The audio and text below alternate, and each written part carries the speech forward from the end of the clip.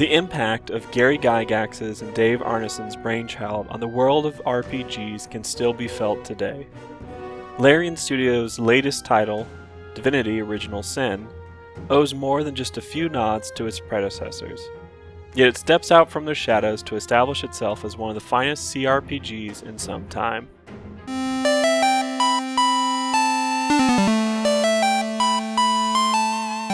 Just as D&D allows players to choose the class and abilities of the character they'll be stepping into, Divinity Original Sin allows you to pick from 11 different character classes for the two main characters. These classes vary from straightforward melee, to spellcasters that specialize in a couple different elements, to hybrids that utilize skills from both physical and magical skill trees. These classes can then be further customized by making adjustments to the three main characteristics. A character's attributes define his or her strength, speed, dexterity, even their intelligence. Abilities grant access to melee and range skills as well as magic and defense. Talents are special skills that provide various benefits, like talking with animals or extending the range of your spells. Attributes not only determine what type of armor you're able to wear or how many action points you get in battle, but they will also provide bonuses to many of the magic and melee range skills you use. Once you've determined who you'll be playing as, you're introduced to where you'll be playing, the world of Rivellon. This particular incarnation is set in the earlier times of the fantastical land, before people turned into dragons and used jetpacks, and focuses on two source hunters who are tracking down reports of the use of source, or evil magic, in the city of Sicile. The initial investigation actually puts you into the role of a detective as you try to track down who's responsible for murdering a noble and whether or not source was used to perform the deed. You'll look at the body, talk to witnesses and suspects, and try to gather evidence. It's a different start to a game, no big battles or calls to glory, but it serves well to put you into the role-playing aspects of the title. You'll explore a town, meet different characters that have their own worries and personalities, pick up a bunch of side quests, and eventually decide to venture beyond the city walls. The starting town and its surrounding areas are vast enough that it is easy to spend a few hours there without even touching much of the main quest. That exploration and side questing, though, will eventually entail having to fight enemies. Divinity Original Sin's combat is an isometric turn-based affair. There's a roll for initiative behind the scenes at the start of every battle, and each combatant is then ordered appropriately. Everyone is given a certain number of action points that can be used for moving, attacking, and using skills. Ending your turn before all your points are spent allow you to store them for the next turn, so there's a certain balance of going all out or holding back for bigger moves. For the first few encounters you come across, walking up and hitting your foes or shooting them from afar works fine as they are few in number and fairly weak. Surrounding an enemy actually provides you with a flanking bonus, allowing your characters to do more damage to them, so rushing in and wailing away makes perfect sense. All that goes away fast though, as every encounter after the first few tutorial ones will place you in situations where you're outnumbered by at least 3 to 1. The only way to a surefire victory is by combining magical effects. In the world of Divinity Original Sin, magic has more role than just damage. See a pool of oil? Set it on fire to create a patch of burning ground that will constantly damage enemies walking over it. Maybe you'll even apply a burning effect that damages them further. Maybe throw some poison in there to create an explosion for a quick burst of damage and to clear the ground to make it safe for your allies, or cast a rain spell and freeze someone.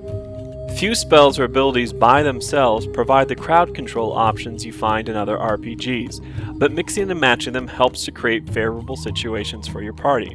Taking a particularly difficult foe out of combat for just a couple turns can help ensure that you are victorious and gives you enough time to deal with other lesser threats. Larian keeps things interesting too by varying the types of enemies, some of which are immune or resistant to different elements, and how they're grouped up across an area. No battle is ever a guaranteed victory, and you should be prepared to save and load your game quite often. That small group of foes that appears to be an easy win may actually turn into a trap that places you into a much larger encounter. From the turn-based combat to the immersive world and the variety of NPCs, it's easy to lose yourself in Divinity Original Sin for a while.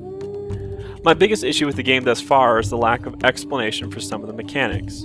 There are tooltips during the loading screen that help provide a few useful pieces of information, but after that you're on your own to discover things.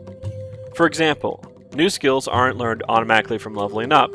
Instead, skill books are mainly acquired by bartering with a variety of NPCs. Once you understand that's how you get them, of course, it's easy and you start bartering with everyone you meet. Up until that point though, you might go for hours and through several experience levels wondering if your basic poison arrow spell is all you get. There's also a crafting system in the game that lets you make your own arrows, spell scrolls, and even weapons and armor, but knowing how to make them comes from recipe books that are also scattered throughout the game. These books provide you with the ideas of combine this and that to get this other thing, but some of those recipes require other objects, like a stove, a furnace, or a campfire. You may wonder, well, how do I make those? But it's not something that you actually craft, it's something that you have to stumble upon in the world. Once you realize that's where you access them, and once you start finding regular places to do so, crafting becomes much easier. But none of this is really spelled out. It's good that there isn't extensive hand-holding, and layering allows players to experience much for themselves. However, a little more pointed in the right direction would go a long ways towards making the game more approachable. Certain elements may be familiar to anyone who's played D&D or possibly even Baldur's Gate, but for many other players it may feel a bit like jumping into Dark Souls for the first time, where veteran players have all the knowledge and you're left wondering what to do. Divinity Original Sin supports 2 players throughout the entirety of the game's campaign. These players can play either online through Steam or through a LAN connection. 4 players are supported through mods to the game using the Divinity toolkit that comes with it, but so far there aren't any mods with that feature. While it may seem limiting to only have 2 players in the co-op when your whole entire party comprises of 4 playable characters, the limitation is actually a good thing.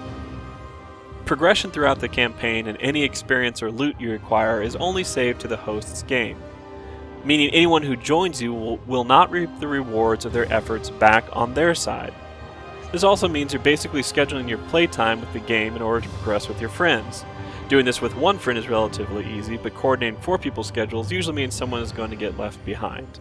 All of that aside, teaming up with a friend to tackle foes and lose yourself in a fantasy world that is of your own making is fun, and that's really the intent behind it.